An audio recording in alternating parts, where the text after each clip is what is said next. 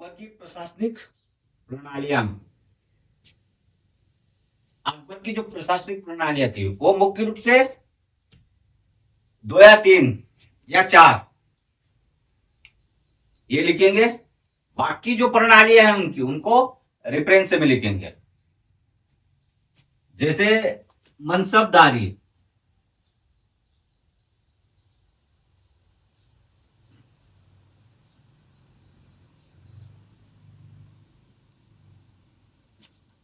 मनसबदारी प्रणाली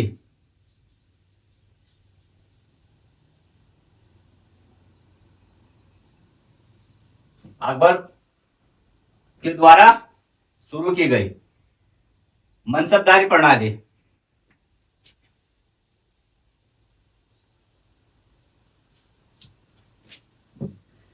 दूसरी प्रणाली लेते हैं 10 आला।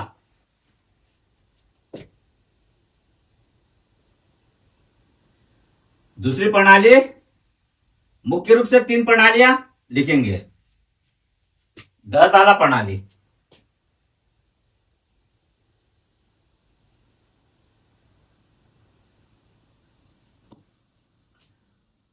और तीसरी ले लेते हैं सुलह उल सुलह कुल। सुलह ये कुल,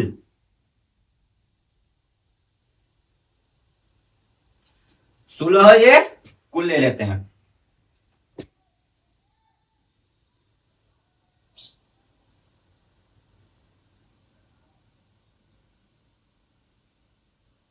इनको लिखेंगे।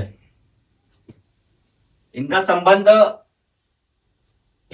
किससे था, इनका महत्व शासन में क्या था।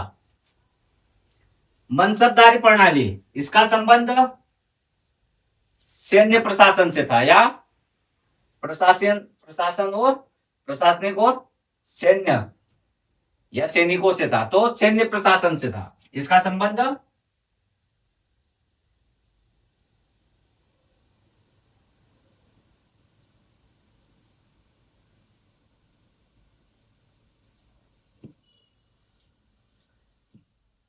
सैन्य प्रशासन से था।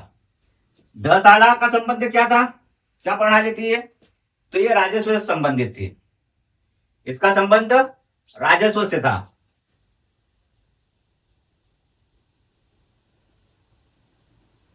राजस्व से संबंधित। सुलह एक कुल, इसका संबंध धार्मिक नीति है, एक धार्मिक नीति थी।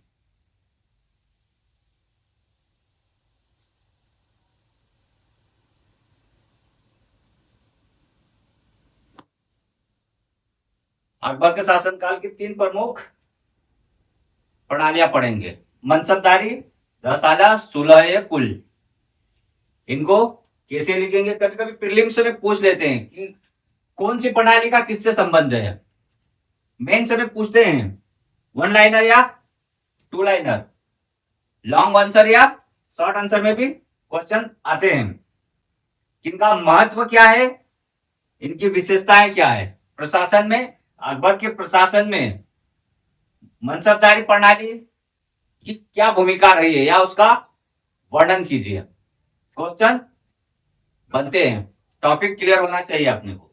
लिखना कैसे है, लिखना यदि आ गया तो समझो कि लगभग मंजिल करीब आ जाएगी। ये तीन शासन प्रणालियां हैं, मनसबदारी, सुलह कुल और 10 आला प्रणाली।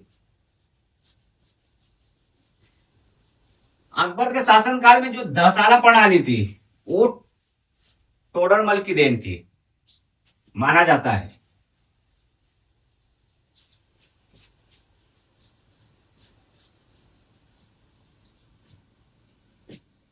वो राजस्व संबंधित थी, लेकिन ये मनसबदारी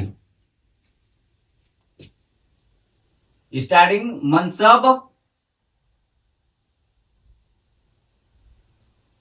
मनसबदारी प्रणाली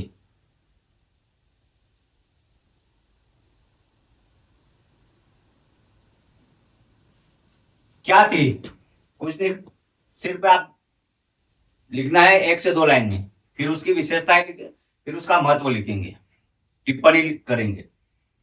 मनसबदारी प्रणाली क्या थी? बताया, मनसबदारी प्रणाली का संबंध सैन्य प्रशासन से था। तो कैसे लिखोगे, या इस पर टिप्पणी आया तो लिखना क्या है? उत्तर, यह एक सैन्य प्रणाली थी। क्या लिखोगे? अकबर के समय में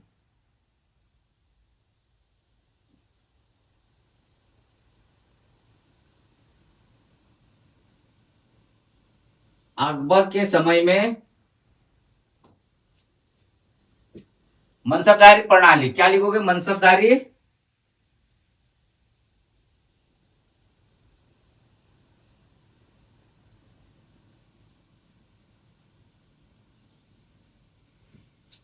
मनसब, मनसब का अर्थ होता है पद या ओहदा या दर्जा।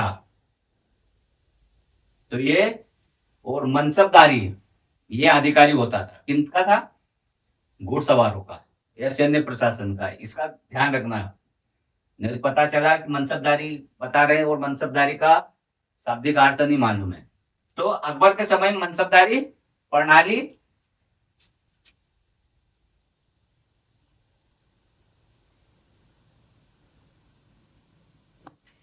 सैन्य संगठन का आधार था। क्या लिखोगे? सैन्य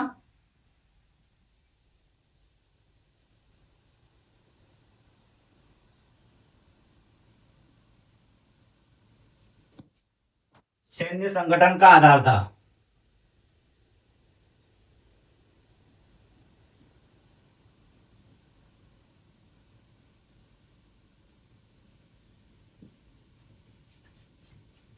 अधीनस्थ सैनिकों की संख्या के आधार पर मनसबदारी का मनसबदारी का पद निश्चित करते थे। तो सैन्य या सैनिक, अधीनस्थ, सॉरी पहले अधीनस्थ,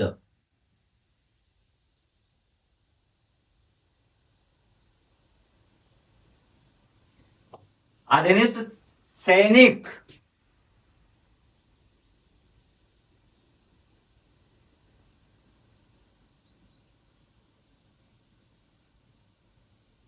सैनिक संख्या पर या सैनिक संख्या के आधार पर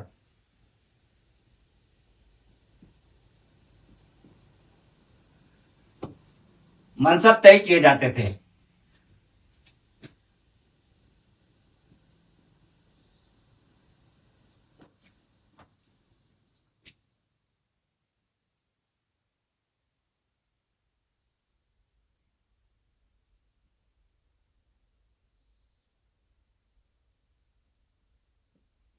ये तुम्हारा 1 से 2 लाइन का आंसर हुआ है। अब ये मनसबदारी क्या था? ये 2 प्रकार के होते थे।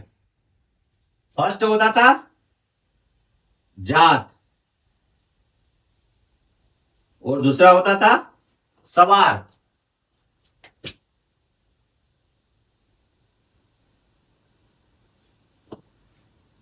जात का अर्थ जो था, जात होता था वो क्या था? पदाधिकारी।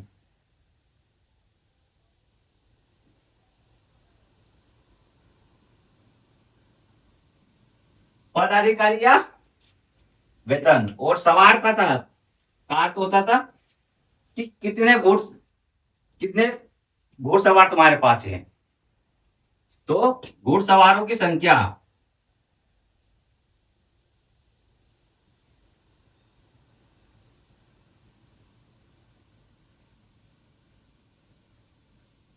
घुड़सवारों की संख्या, ये तो तुम्हारा 1 लाइनर हुआ। यदि इस पे टिप्पणी या फिर अकबर के शासन में मनसबदारी प्रणाली का क्या महत्व था, वर्णन कीजिए, विश्लेषण कीजिए, आया तो फिर कैसे लिखोगे? कंटेंट जहां तक हो सके, भूमिका लगभग वस्तुनिष्ठ के आधार पर ही होता है। जो तुम्हारा आंसर वस्तुनिष्ठ जो होता है उसी पर तुम्हारी भूमिका बनती है। चाहे वो कोई सा क्वेश्चन भी, ज्यादातर संभवतः तुम्हारा 1 लाइनर आंसर होता है, वही भूमिका लगभग होती है। तो ध्यान रखना, भूमिका वही रहेगी, चाहे शॉर्ट आंसर लिखो या लॉन्ग आंसर। जो तुम्हारा वन लाइनर आंसर है, भूमिका में तुम वही लिखोगे तो कोई गलत नहीं रहेगा। तो अकबर के समय में मनसबदारी प्रणाली सैन्य संगठन का आधार था। आधुनिक सैनिक संख्या के आधार पर इनका मनसब तय किया जाता था। अब इनका वर्णन, तो सबसे पहले देखो, मुगलकालीन था अकबर, कंटेंट देना है। तो मुगलकालीन शासक था, उनका शासन कहां से कहां तक था। फिर ये विशेषताएं जो अपने कितने प्रकार के मनसबदारी थे वो बता देंगे।